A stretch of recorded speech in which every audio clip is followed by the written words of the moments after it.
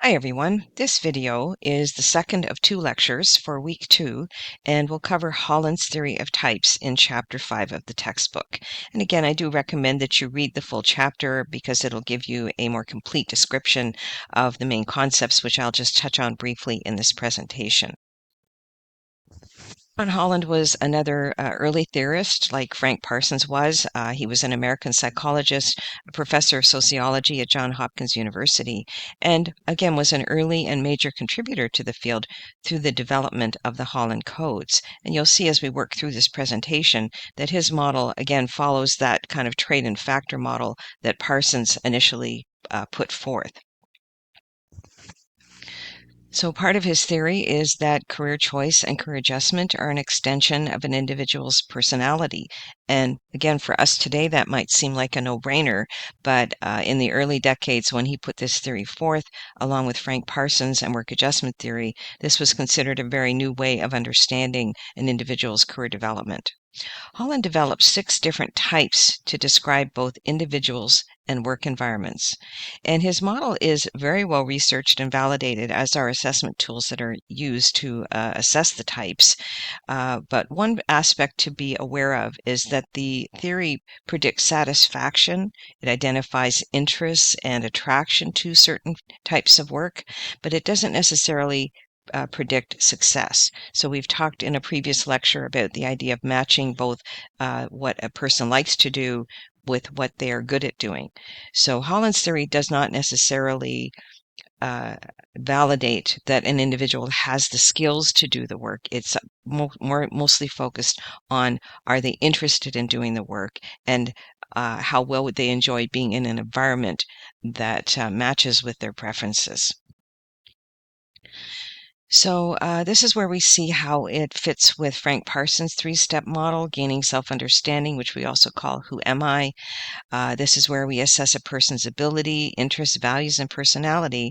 And in Holland's model, we can do this by examining the 6 types that he incorporated into his model. And we'll unpack each of these in just a moment. So you can use this hexagon to remember the 6 different types: realistic, investigative, artistic, social, enterprising, and conventional. So let's explore what each of these mean. The realistic environment makes physical demands on the individual. It requires them to use tools, machines, and or to work with animals. The ability to work with things rather than people is important. So an individual who has a realistic preference, excuse me, as a personality type that enjoys using tools or machines in their hobbies or their work, and they take a very practical, what you might call a hands-on approach to getting things done. It's important to them to use their hands and to use their bodies to achieve their tasks. Investigative refers to, in the environment, searching for solutions to problems, usually using math or science, and it uses complex, abstract, critical thinking through intellect.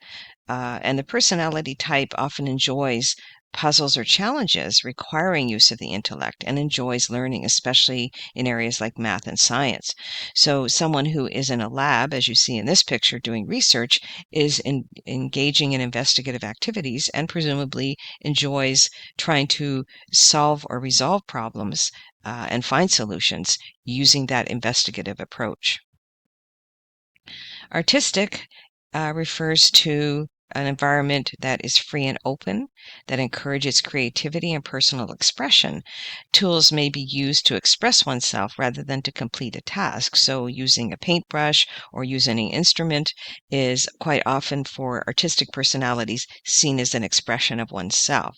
So they like to express themselves in a free and unsystematic way, often by creating music, art, or writing. Originality and creativity are important. The social environment encourages people to be flexible and understanding of each other, to work with others in helping with personal and career problems, might include teaching or spiritual work, and often emphasizes human values such as idealism, kindness, altruism, and so on. The personality type of a social individual is often that they're interested in helping others through teaching, counseling, or personal services. They like solving problems through discussion and teamwork. So, unlike, let's say, the investigative type, which follows usually a step by step process to solve problems in a rigid framework, individuals with a social preference like to talk to others, to talk things out, and enjoy being part of a process of solving problems as part of a group. The enterprising personality likes working in an environment where they manage and persuade others to attain organizational or personal goals. Often, these types of individuals value financial and economic success, and in enterprising environments, that type of success is rewarded. Personality type is often places an emphasis on acquisition of wealth. They enjoy being with others in often the same way that the social individual does, but they like using their verbal skills to sell, persuade, or lead others. So being in a position to influence other people in some way. And then lastly, the conventional environment places an emphasis on planning and organization. These are roles that are often found in office environments. They're roles that require clerical skills and the ability to follow directions. So people who work in, let's say, an administrative role where they maybe handle a lot of paperwork, that they have to follow certain rules about completing that paperwork or completing certain tasks, that would be a conventional environment. And the personality type of a conventional person is that they're usually quite dependable. They usually have good ability to follow rules and orders or instructions. They prefer clear instructions and being in control of situations where they have to just follow an established protocol or a set of steps. And they apply their skills to solve straightforward problems. So rather than again comparing that to the investigative type, where those individuals could spend a great deal of time working through a very complex problem and analyzing it from all angles. The conventional type prefers to have a clear protocol of steps to follow and straightforward problems to resolve. So if we think back on these six types as part of understanding the individual's personality in step one of who am I, then we go on to use that information to obtain knowledge about the world of work. So Holland's categories provide a means to classify and learn about occupations and the work environment. So if we are working with a client, we've identified their Holland codes as part of the Who Am I step. When we get into the What's Out There step, in step two, we can identify careers and occupational profiles that seem to fit with the individual's preferences. So we can see that these different preferences can identify or describe particular types of environments. For example, we can think about a realistic occupation being in the trades, in let's say something to do with construction or other types of hands on work, as compared to someone who works in a social environment. Where they do a lot of interaction with other people, such as human resources, career development practitioner, and other types of roles that are often in the helping and teaching professions. So we can think about each of these categories, investigative being more in a scientific type of environment, artistic being more in a creative type of environment. So we can think about these different categories to describe occupational profiles. And once we understand a client's preferences, then we want to focus on profiles that fit within each of or fit with the specific relevant categories that seem to be important to the client. Most environments and personalities reflect a combination of types. So in Holland's model, we use the three strongest codes to identify the preferred combination for a particular individual or environment. So someone who scores high on realistic, artistic, and social would have a code of RAS, realistic, artistic, and social. So we look at the top three categories and then look at this model to see which environments, which types of roles would be the strongest for the client in terms of their preferences. So when using Holland's theory with clients, you want to aim to match the individual's three-letter code with appropriate groupings that fit with that three-letter code. And there are many resources and tools available online that provide those kinds of combinations for you. And you'll be trying a couple of assessment tools that will show you how that works. Basically, we want to ensure that the environment reflects the individual's preferences. This improves longevity, or that concept of tenure from work adjustment theory, in a role, and their long-term satisfaction in a role. Types can be measured through assessment tools such as the self-directed search or the strong interest inventory, and you'll be trying a couple of tools as part of your homework this week to identify your top 3 codes. So there are lots of tools out there that do rely on this model and identify a client's top 3 codes so that we can then guide them into occupations that seem to fit with those codes. So when we get to step 3, that's where we actually integrate that information as we did in Parsons' model, the person's preferences out of all of these 6 types, and what the environment offers out of all of these 6 types. So we want to use the information about self and occupational profiles and the environment to facilitate a match between the two so that we can integrate that information and then begin to help the client set goals to work towards those types of occupations. Some important concepts in Parsons' model. First of all, is the relationship of the personality to the work environment. The more similar the personality is to the environment, the better that matches, the greater the congruence, and more likely greater satisfaction. So congruence is an important concept. There needs to be a match between the personality and the work environment. Congruence decreases in similarity as the 3-letter code decreases between the individual and environment. So a person with a type code of SAE, Social Artistic Enterprising, would experience less congruence in an environment with a code of RIC, Realistic, Investigative, and Conventional. And you yourself might, once you get your results, think about occupations that you've held in the past where you had a lot of satisfaction or you didn't have much satisfaction, and how did that environment and the work that you needed to do, the role that you played, how did that match with your personal preferences?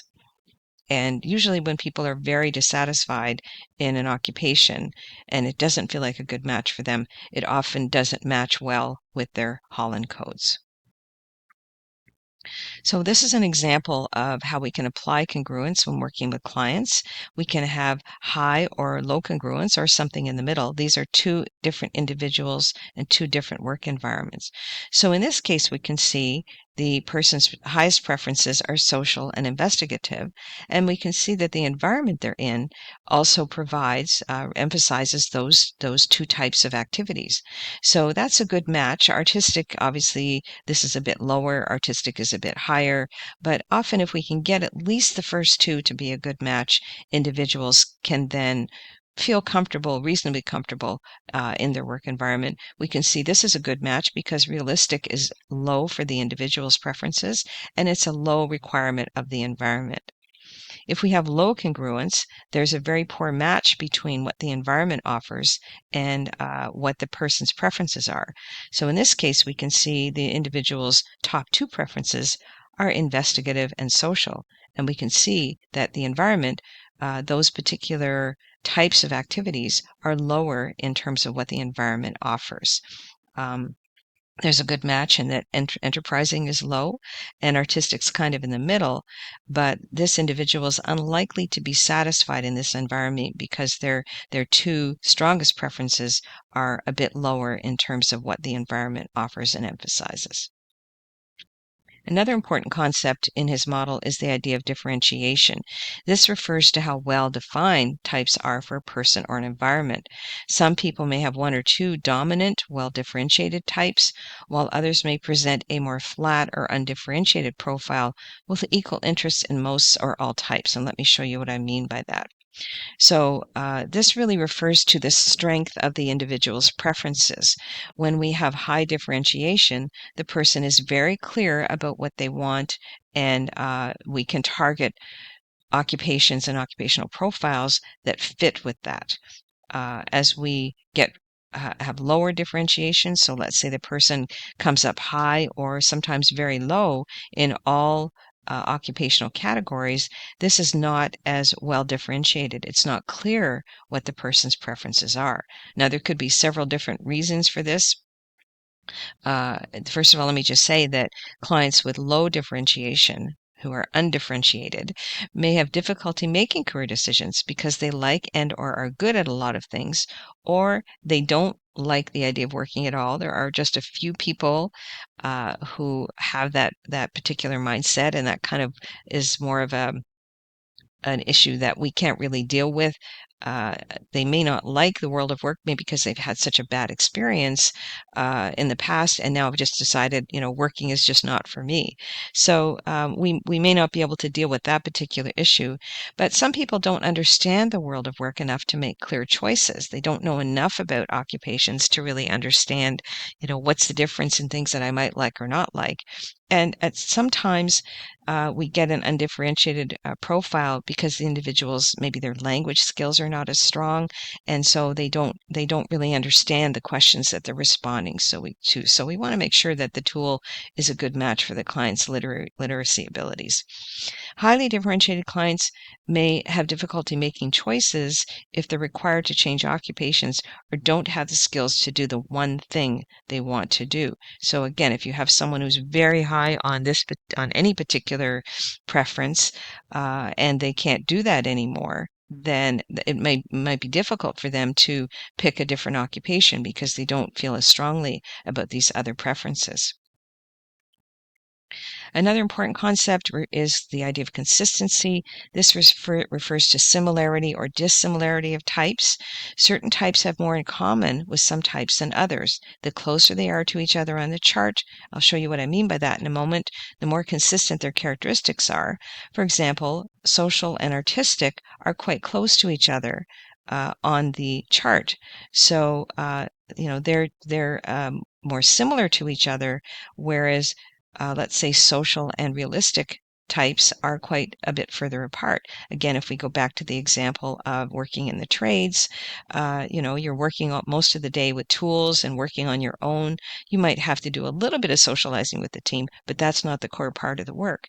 Whereas someone who's in a social occupation like human resources or CDP needs to be pretty comfortable with that type of interaction all day long.